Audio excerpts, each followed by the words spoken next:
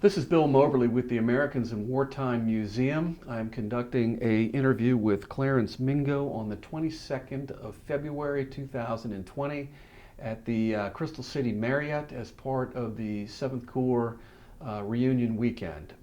So, Clarence, please tell me a little bit about your background, where you're from, and from there. Yeah, so I'm originally from Canton, Ohio, and born and raised there. I'm one of 6 children born to Ruth and Clarence Mingo.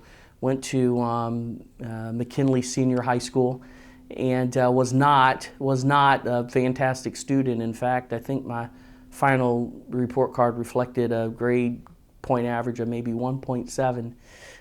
But I had a long time interest in military service.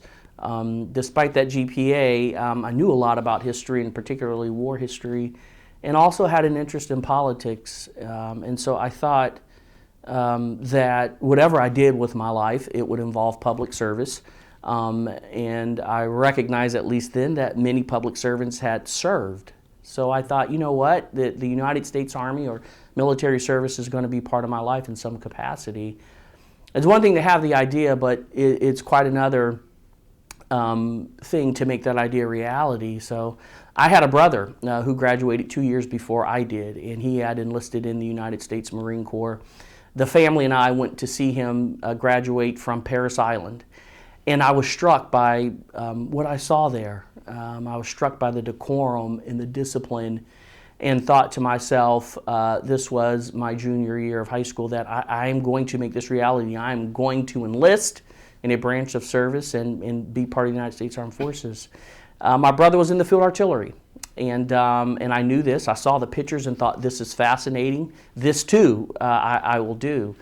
And so my senior year, I enlisted in the United States Army, and my MOS was the field artillery, following my brother's path.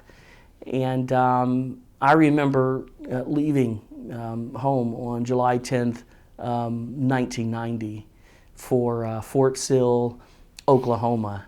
Now, you've got to understand, from a socioeconomic standpoint, my family financially, we were challenged, right? Every month was a struggle to make ends meet. Again, I'm one of 6. The late 80s in Canton, Ohio was still a difficult time employment-wise. We had economic struggles, but I came from just a phenomenal family. I mean, my parents loved on us something terrible and really instilled in us the highest values imaginable. And so we were a very strong unit. So when I arrived at Fort Sill, all of that was stripped away overnight, right? That core, that foundation, mom and dad and all of my siblings, and what that meant was gone. Adult life had hit. And this was hard. It was hard. I really didn't appreciate that I would find being away from home to be painful, but it was. And the Army was challenging physically, mentally, by way of discipline. And it was a hard summer. It was a very hard summer. So I enlisted or left Canton, Ohio, July 10th, and then on August 2nd, Iraq invaded a very small and, by my estimation, unknown country called Kuwait. And we watched this, at least heard a little bit about it as a unit in basic training, but really couldn't appreciate the gravity of it. And then as the weeks went on, we heard more about United States forces deploying, and whispers began to abound that there could be a conflict in the Middle East. And my platoon and I, we were part of a cohort, a cohesional operational readiness team. That simply means we all entered basic training together. We all did our advanced training together, and then we all went on to a duty station together. So I was with the same 50 guys or so for my entire enlistment. We left Fort Sill in October 2000. Fort Sill in October of 1990. Arrived at Fort Riley, Kansas, home of the 1st Infantry Division. And we weren't there too long when, on about November 8th of 1990, we were in the day room, the same platoon, same guys that I served with in basic training, and we were watching the television, and the Secretary of Defense, Dick Cheney, came on and said that the President Bush had decided to deploy offensive forces to the Persian Gulf region, and among those forces would be the 1st Infantry Division. And it was a stunning moment. I mean, it was a stunning moment. I remember particularly the absolute total silence in the day room from these young men, 18 and 19 predominantly, who were raucous, rowdy, excitable, undisciplined, in total silence upon hearing that. And I think at that moment, life changed. It did. There was a weight, a heaviness that had really fell upon us, and certainly me. It was hard for me to be away at basic training, and now being told that there's a good possibility that you're going to go 6,000 miles away from home, halfway around the world, to be in this conflict. So the difficulties emotionally set in really fast. But I managed to get home just before we left the United States. I went home, I think, on December 23rd for the last time. And stayed for about 48 hours. I remember my mother put the last $250 on her credit card so I could get a plane ticket home. And I was home from December 23rd through December 25th. I caught a flight back to Fort Riley on December 25th, Christmas evening. And our unit left for the Persian Gulf on December 26th. Yeah, so this was fast. And it was traumatic because of the speed of events, and the consequences of those events were still unknown. And there's a lot of talk about how terrible this war would be, most especially with respect to the biological and chemical weapons. And when you grow up in the late 1970s, early 1980s, and it's Rambo, it's Red Dawn, it's these movies where war is sort of glamorized. It strikes you that this is something to be respected and feared. And I think that hit all of us at that time. So we arrived in Saudi Arabia towards the end of December, and waited for our vehicles and equipment to actually come into port. They came maybe the second week in January or so, and then we were off into the desert. Did a lot of training. I may have mentioned that I was with the 1st Infantry Division, and it was clear early on that if there was going to be ground operations, the 1st Infantry Division would play a significant role in that, and so we knew that. And being in the field artillery, we expected to be positioned at the front in harm's way. And this too, right, the weight of not knowing what this experience would be like. And knowing that you were training not to be training, but your training now was geared to ensure that you survived. And these things stuck with you, that everything you were doing was so that the potential for your loss of life or catastrophic injury was mitigated. And it was a different way of thinking, because prior to landing in the Persian Gulf, all of life had been preparation for things unlikely to happen. Now it was preparation for something that may be very well quite certain. But the training was good. The confidence was high. We really benefited from a lot of the NCOs and officers who had served in Vietnam.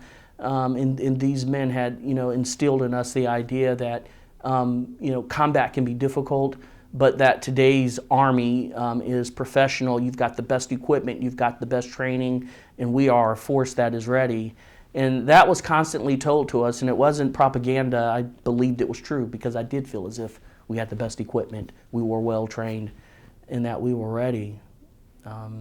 What weapon systems were you operating in the Persian Gulf? I mean, what did you train in? Yeah, so I was in a field artillery battalion, specifically with Delta Battery, 1st of the 5th Field Artillery, which is the oldest artillery battery in the entire United States Army. It was founded by Alexander Hamilton, and I drove a howitzer, 155 millimeter self-propelled howitzer.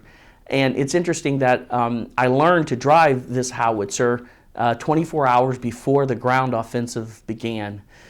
We had a change in unit members. There was a falling out on the team, and so the driver of our howitzer actually went to be with another unit in our battery. And I was called up to drive this howitzer, and then I remember literally going out away from our camp in the desert and practiced how to drive this howitzer. And the challenge was knowing what was going to happen in the next 24 hours. The 1st Infantry Division would be part of what they called the breach, the initial thrust through the Iraqi defenses. And, we knew that there was a schedule in that Delta Battery was called into that schedule to go through that breach and to participate in that artillery barrage. And the driver of a howitzer, along with the advanced party, is sort of a critical component of that howitzer firing accurately, safely, and then ensuring that the whole crew arrives to that destination of fire safely. And so this was a point of stress, especially for a guy who didn't have the best track record of learning fast, thinking back to that 1.7 GPA. But again, well-trained, learned that it is important to be focused under pressure and forced to face fears, forced to cross chasms of things once thought impossible, but now that must be done. And so the day before the ground offensive in particular, changed me as a human being. Anything I thought that I couldn't do, I realized at that moment, right, at that moment, driving through the Iraqi berm, breaching their defenses, that if given time and occasion, whatever the task was, I could do it. Might have to work at it, but I could do it. And so there we went, Delta Battery and the rest of the 1st Infantry Division into Iraq to begin this combat offensive operation. It was dark, it was rainy, it was quiet, but equally eerie, because you could see tracer rounds and you could hear explosions and you could see death and you could see lethal equipment, whether it was unexploded ordnance, burning vehicles, and even worse, the devastation that you wrought on the things in front of you as a result of being part of an artillery battalion. And it was difficult. It was with lots of vehicles participated, obviously, in the 1st Infantry Division, especially a heavy mechanized battalion of artillery, tanks, and other vehicles, but it was so quiet, I sometimes felt alone driving that vehicle in my hatch, and all of us, while we were interested, nervous, and equally excited about this experience we were having, I think there was still a sense of privacy that abounded, at least in my heart and mind. And I still remember encountering the first Iraqi soldier that I saw. This is a fella, I still remember him. He sort of cowered in what was almost like a foxhole like this, and he was shoeless, and yeah, he had his weapon, and he had a hood over his head, and he was just, he was stunned, I believe. He was stunned because of what he had endured as a result of this artillery barrage. And as we breached the Iraqi fortifications further, these people, I won't even call them soldiers, because some of them, I believe, were forced into that situation. But these human beings, they would come out bedraggled, with their hands up, completely displaced from humanity. And I really couldn't make sense of what I was seeing, because before I left, I would read in the newspapers and watch the news. These soldiers would be chanting, "Death to America, death to America." And, you know, the Euphrates is going to flow with rivers of American blood. And here I saw these real-time, images of these Iraqi soldiers who had just been decimated and put through probably the worst type of circumstance any human being could endure. The force of the United States Armed Forces, unmitigated, unprotected, and it was hard to see how many had died, and I was also trying to appreciate what they were thinking about us.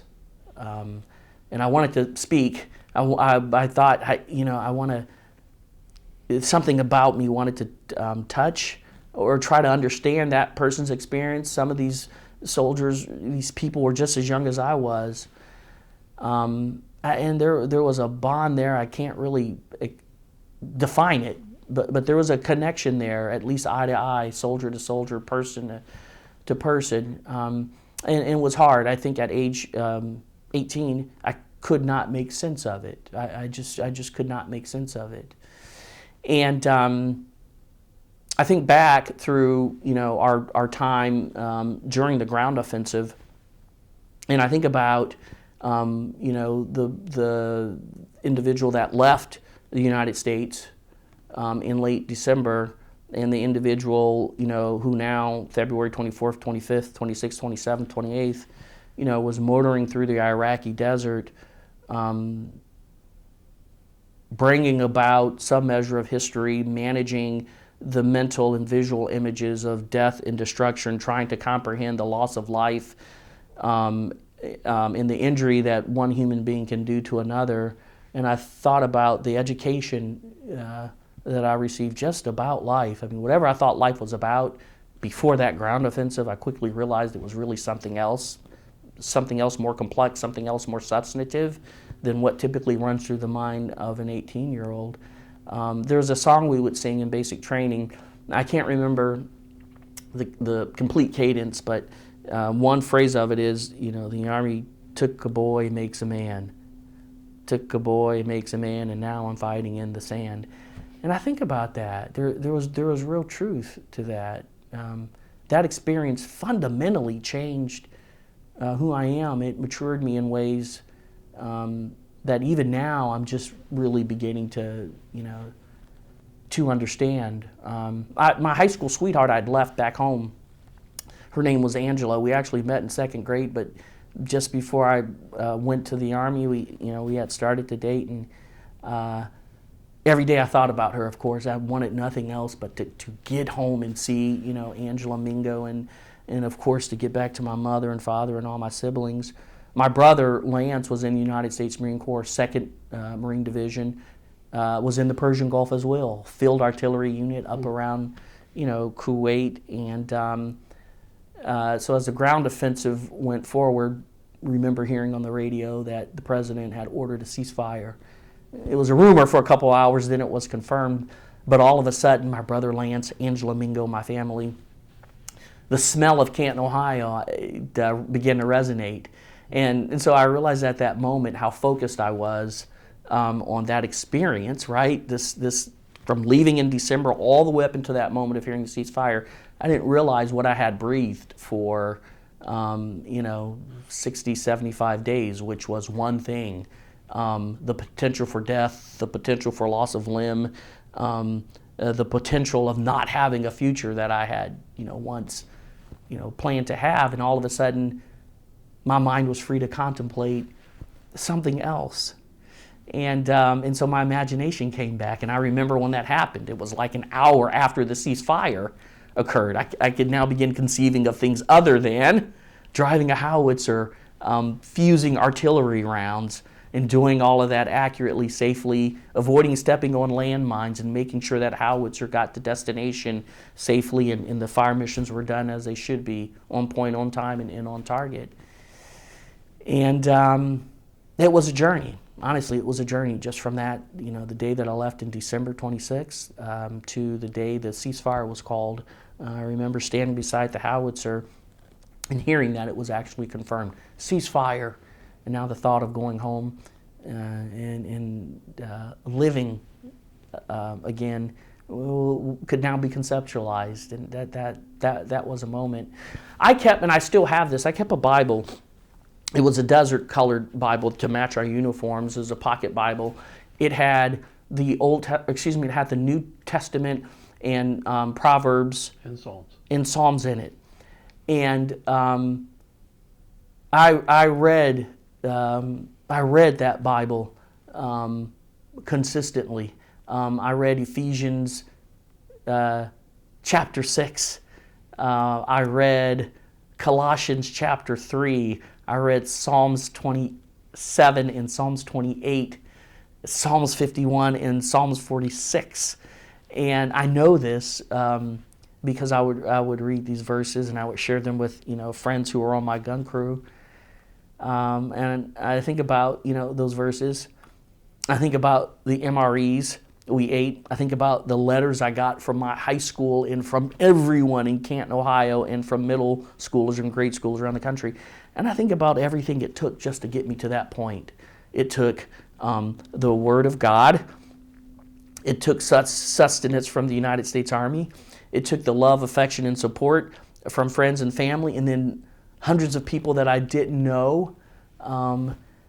And I felt so well cared for at that moment. It's something I couldn't appreciate during the war, but once the ceasefire happened, I could suddenly see, the level of support. I could see the way that I was loved. Candidly, I could see the way that God had cared for me and just about everybody else, who deployed for Desert Storm, and it was an odyssey. It really was. Now, I must have inhaled something on that battlefield. Never figured out what it was because the 1st Infantry Division, to include me, we left the desert in May of 1991. And I left the desert, and I knew I didn't feel well, but I thought, I'm going home and probably mentally exhausted, physically exhausted, but still very much enthused. And even as we were marching out of the desert, I sort of felt from a physical standpoint I really wasn't myself. But when you're 19, you don't think a whole lot about it. And we came home in the middle of May. I remember flying into flying into a little airfield near Fort Riley, Kansas. And I remember thinking for the first time in many months seeing green. Because in Iraq, Saudi Arabia, and Kuwait, there is no green. It's all brown. But when it's May and you're flying back into the heartland of the United States of America, it's green. It's grass. It's bright. And it was just absolutely beautiful looking out the window. And I realized, again, this is a fine point, that so much had been stripped away to include the concept of color because I had seen nothing but desert brown for many months. And the richness of that green still resonates with me today. Got off that plane, we made it back to Fort Riley. I will tell you this because it's funny, it's from the mind of a young man. We were still in our desert uniforms. A group of us decided that we needed to do a couple things. We needed to go to the PX and get some basic supplies. And we needed to go to the bank and sort of see from a financial standpoint how it is we would pay for that plane ticket home to see family. Now, I did not know that the Army actually paid you when you deployed in a combat situation. I just assumed you weren't paid, you didn't need money, and the potential for you to use it wasn't likely given the war. And it never occurred to me that the Army was paying me not only regular basic pay, but combat and hazardous duty pay. And so I still remember going to the ATM, putting my card in there. I thought that account probably had $2 in it because that's what it had when I left. We had all spent our money down thinking it wouldn't do us a lot of good. But I remember I got that slip out, and that little ticket that tells you your balance said like $4,700. And in 1991, to a 19-year-old kid, that might as well have been $1 million. And I remember, once again, the things that you didn't really think you need. Never thought about using money. Didn't think I would need it for several months. And now all of a sudden, a ticket from an ATM with a couple $1,000s on it, that's a life-changing experience at that moment.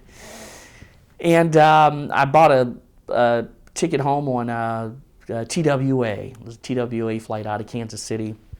The night before I left home to see my family, I remember a friend of mine had given me a haircut, helped groom me, got my uniform all ready, and was one of the last guys to leave the barracks going home on leave. And I arrived in Cleveland, Ohio, and walked through the airport, and I remember, yeah,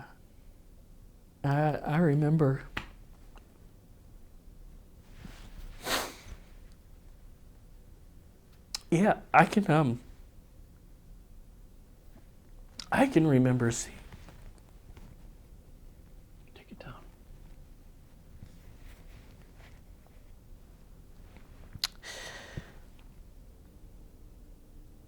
I can remember seeing my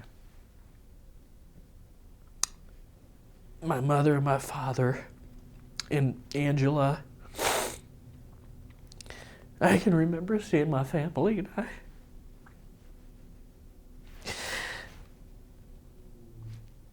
I remember thinking, after hugging them and getting to the car, driving home, and seeing the neighbors and my brothers and sisters,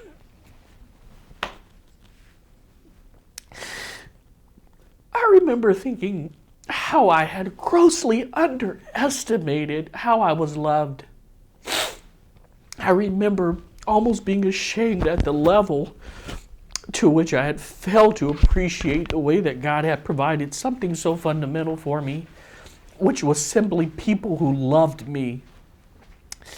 And it was such an overwhelming feeling because at that time, no one gave me anything. Wasn't like someone gave me a lot of money. Wasn't like someone offered me something of value. What I saw before me was something that is really priceless. And that's really this concept of family. People who love you and who walk through life with you through the deepest valleys. No matter if you're right or wrong, no matter if the day is bright or dark, a group of people who will be there for you during those moments. And so I realized that. I realized that in a profound way, just how loved I was. And I realized how much God had provided for me and cared for me, how faithful He had been to walking with me through this experience in ways I didn't even appreciate and couldn't even fully see. And so my, emotional maturity began at that moment. Wasn't afraid to say the word love, wasn't afraid to hug people. Even though I was a soldier in the mighty 1st Infantry Division, combat veteran, field artillery, hardcore, right? There definitely was a tenderness that developed, a real sense of, the importance of being compassionate and thoughtful about other people, mindful of the experiences of other people and being sensitive to what they're going through. No matter, it doesn't have to be a war, but just understanding that, people are living through things and it's important that other people be there to love them, to walk with them, and to see them through whatever that might be. And I was the beneficiary of that. And it was a good summer. It was a very good summer, the summer of 1991. I didn't realize how much I had missed. Music, movies, politics had all changed in 5 or 6 months. But I started to get sick that summer. I started to get sick that summer with a wide range of symptoms, but decided to work through them. And so through 1991, through 1992, my health was declining, but my love for Angela skyrocketed such that we got married summer 1992. Second grade girlfriend. Yes. And we got married. A month after we got married, I fell ill in the hospital for several weeks with an undiagnosed condition, and ultimately was medically retired from the United States Army because of this condition, and I have lived with it, ever since. Still a very good story. The Army did something for me that I didn't fully appreciate at the time. The Gulf War did something for me that I didn't fully appreciate at the time. Thinking back to that 1.7 GPA average, when I was retired from the Army, I was not capable of working full time, and I thought to myself, I'm going to go to college. I know I can do that. I just endured this war and learned to drive that howitzer the day before the ground offensive, and I've seen and done things and I've endured, and I may not be the smartest guy, but the one thing I know I can do is endure, right? I can get it done. It may take a little time, but I'll get it done. And so I left the Army, went back to Columbus, Ohio. Angela was a student at The Ohio State University.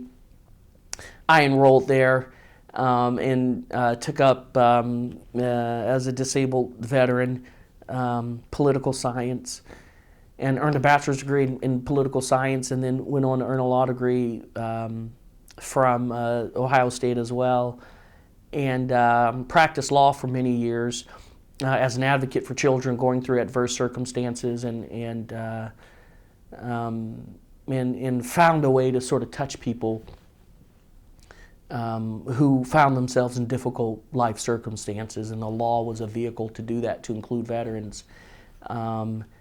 Making good on my interest in becoming involved in public service. I participated in state and local politics for many years and held both appointed and elected offices in Ohio. And have had a remarkable journey that continues, but the seeds for who I am today and the road that I've walked on to be here today, present circumstances, those seeds were planted during the Gulf War, and that road was paved brick and mortar through the experience that was the Persian Gulf War, Operation Desert Storm in the United States Army. So I'm a better man, I'm a better human being having endured that. And I sometimes get asked if I, given the health challenges, if I would do it over again. And I tell people, because of the life education I got about God, family, and country, I would do it twice. I would do it twice because that education has made me a better person, not for Clarence Mingo, but a better person for other people, and understanding that I need to be a better person for other people by way of service, by way of love, and just by way of touch, one human being to another. Paradoxically, I credit the war with that, and I'm a better person for it. So if I may ask, what kind of symptoms did you have and are you still having?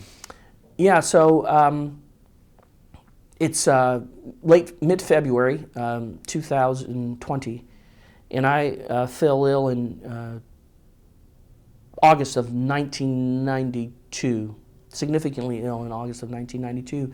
And I had a host of unexplained neurological symptoms. These symptoms looked like a neurological disease called myasthenia gravis.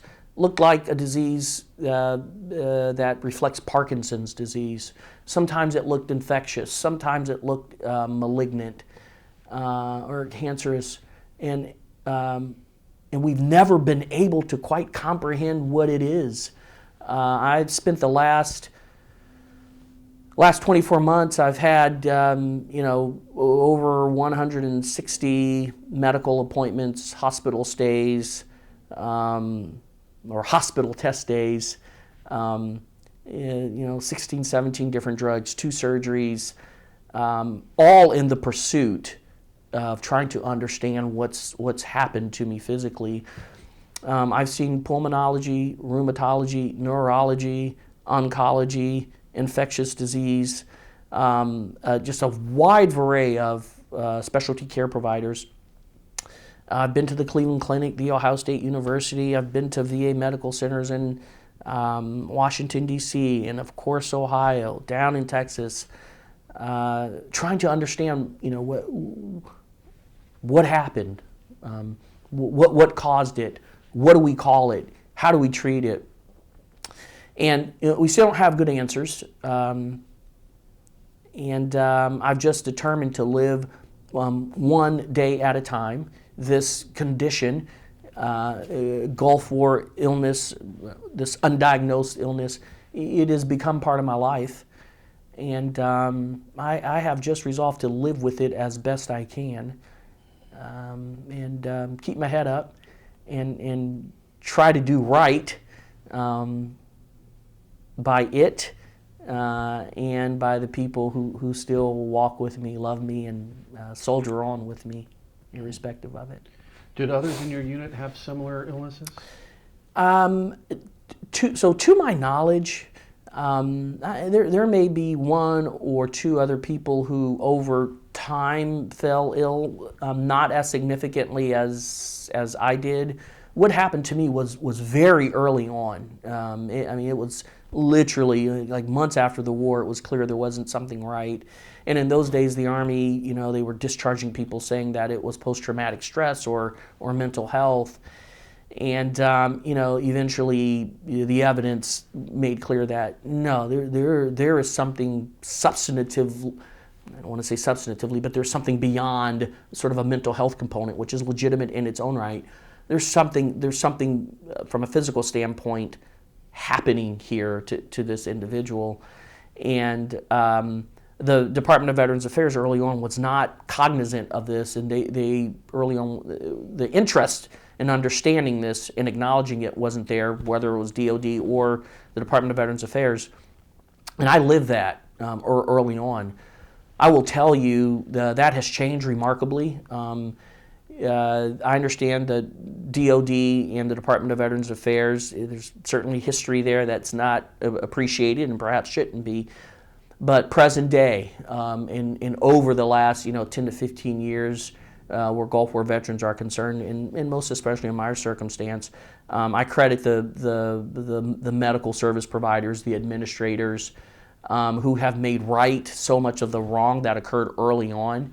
I've had well over $1 million worth of medical care just in the last year and a half alone, and all of this has come by way of courtesy through the Department of Veterans Affairs. There has been no expense, no treatment, no medication, no initiative from a medical standpoint spared to ensure that I'm well functioning and in pursuit of a diagnosis that can be treated and maybe God willing one day cured and completely resolved. So I'm grateful to the nation and to the civil servants who comprise the Department of Veterans Affairs.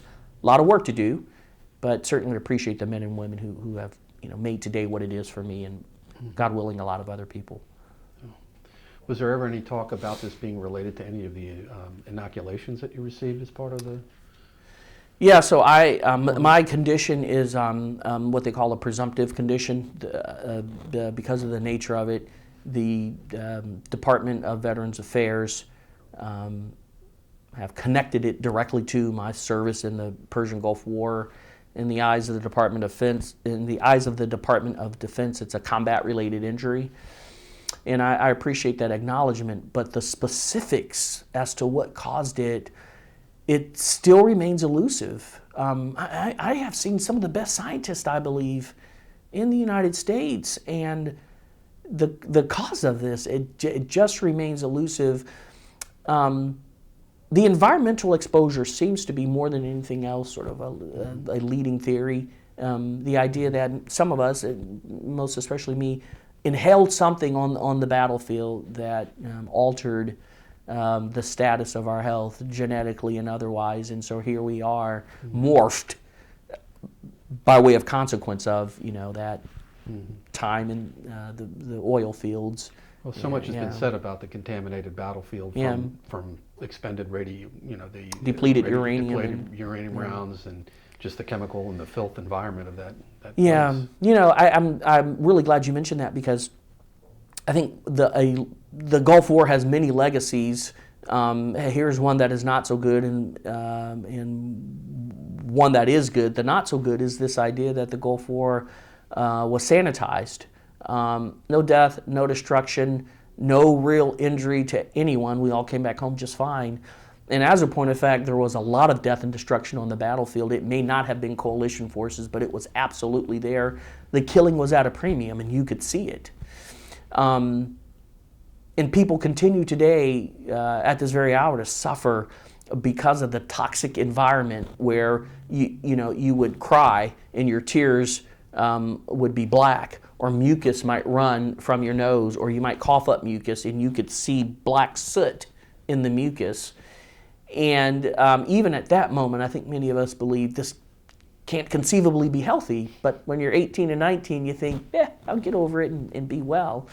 But it was toxic. It was dark. Even when the sun was out, it was dark because of the smoke, the oil well, and just the destruction, cooking off, if you will. And it was a horrible environment.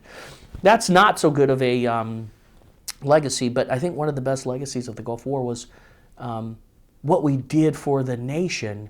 The nation was still uncertain about what our armed forces represented, what our capabilities were. And it was not well understood that the United States military could be a force for good. I think the Vietnam War, chiefly due to the policymakers, muddled the perception that the United States Armed Forces could be an instrument for good, period. And the Gulf War brought that truth back to the American homeland. It was understood that sound military action, thoughtful foreign policy, honest political considerations, and strategic goals voiced to the public could complement the use of military force in a way that did the world good, made a statement on behalf of the United States that we continue to have a footprint in the world, to keep it safe and our interests protected, and that more importantly, the United States Armed Forces reflects a body of professionals who, when called, do the job in a way that is lethal, humane, and also honorable. And so, I feel as if the Gulf War brought that measure of honor back to the United States Armed Forces, and the Vietnam veterans deserve to see that, because it was their experience that allowed us to execute that war militarily, publicly, and otherwise the way that it was executed, given the lessons we had learned. So this video may be viewed by future generations, researchers, as well as family members and other people interested in your experience. What message would you pass on to them about your service? Yeah, I think for all who might view this prospectively, be it 10 years from now, 10 years from now, or 1,000 years from now, I would simply say this: there is something that can't be quantified or well understood where sacrifice is concerned. When you, whether by force, whether knowingly or unknowingly or voluntarily, when you give of yourself to something that is greater than you are, and when you receive nothing in return for that, that's a defining experience in humanity. And serving in the United States Armed Forces, being in the United States Army, representing the United States abroad, and participating in the Gulf War, it was that moment for me where the idea of sacrifice, was taught in a broad way. The idea of being considerate of other people was taught to me in a very broad way. The idea of appreciating the role and good that other people have brought into my life was taught to me in a broad way. So I would tell those watching this in the future to consider sacrifice and the virtue it is to humanity, to the human spirit. Think of it not as something to be feared, but think of it as an instrument for good on behalf of the cause that you are giving to by way of sacrifice. Well put. Thank you so much. Yeah, my pleasure. I want to thank you for your service as well. Oh, yes, sir. Thank you for doing this. I appreciate it. Yeah.